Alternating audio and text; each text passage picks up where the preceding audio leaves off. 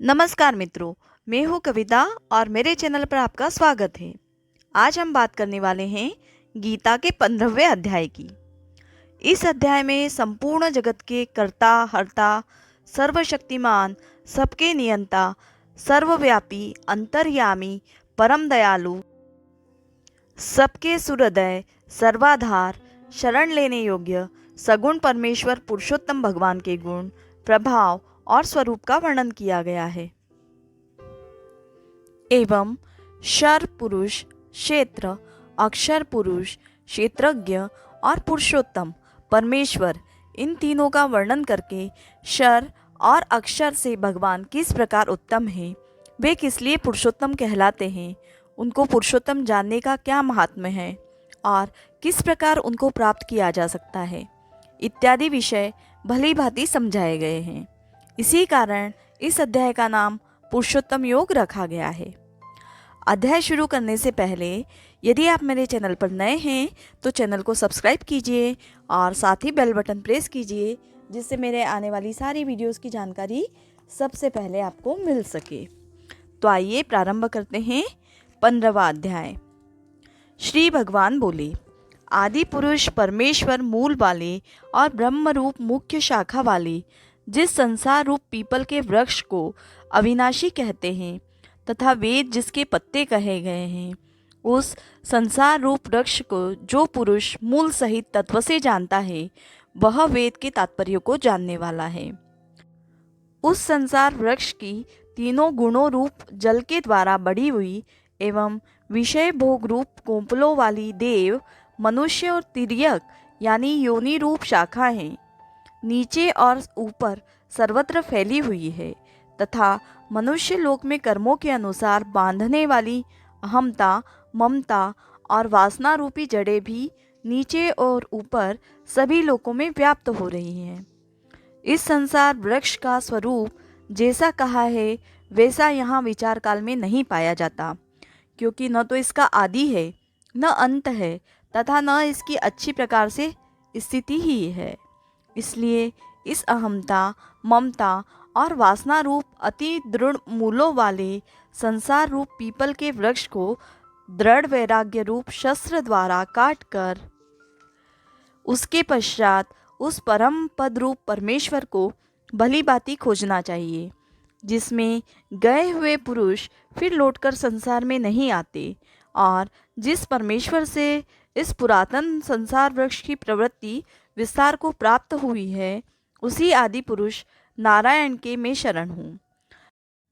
इस प्रकार दृढ़ निश्चय करके उस परमेश्वर का मनन और निधि ध्यासन करना चाहिए, जिसका मान और मोह नष्ट हो गया है, जिन्होंने आसक्ति रूप दोष को जीत लिया है, जिनकी परमात्मा के स्वरूप में नित्य स्थिति है और जिनकी कामनाएं पूर्ण रूप से नष्ट हो गई है, वे सुख दुख नामक द्वंद्वों से विमुक्त ज्ञानी जन उस अविनाशी परम पद को प्राप्त होते हैं।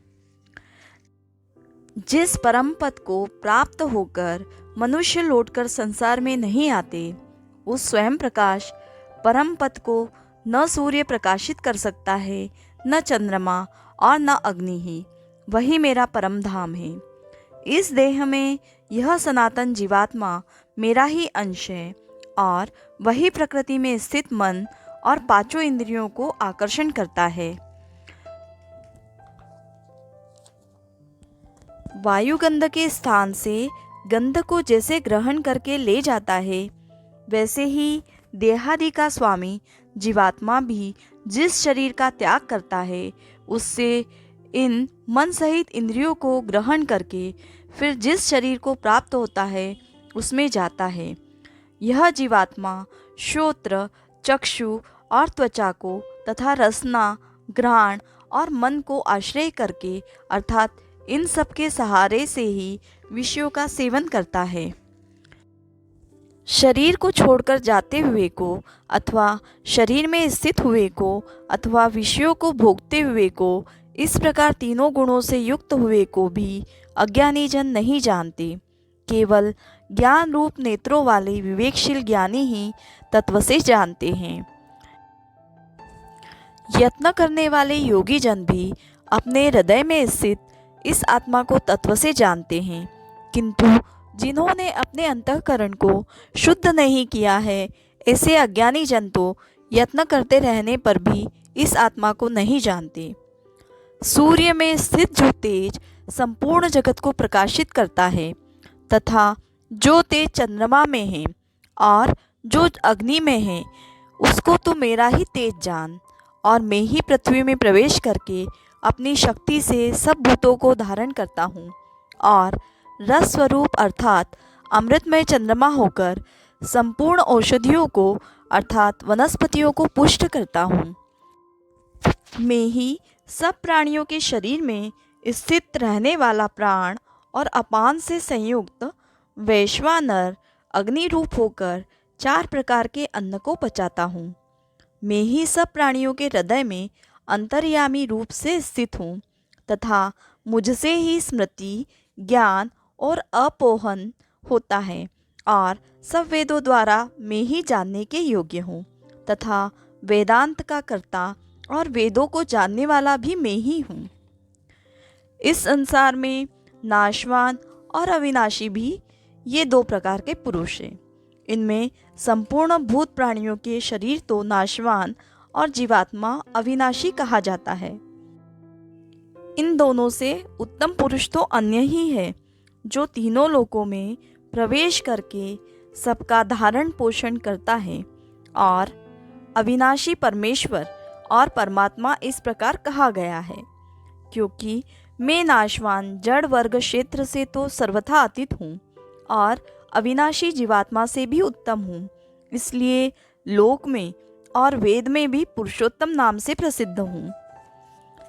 हे भारत, जो ज्ञानी पुरुष मुझको इस प्रकार तत्व से पुरुषोत्तम जानता है, वह सर्वज्ञ पुरुष सब प्रकार से निरंतर मुझे वासुदेव परमेश्वर को ही भजता है।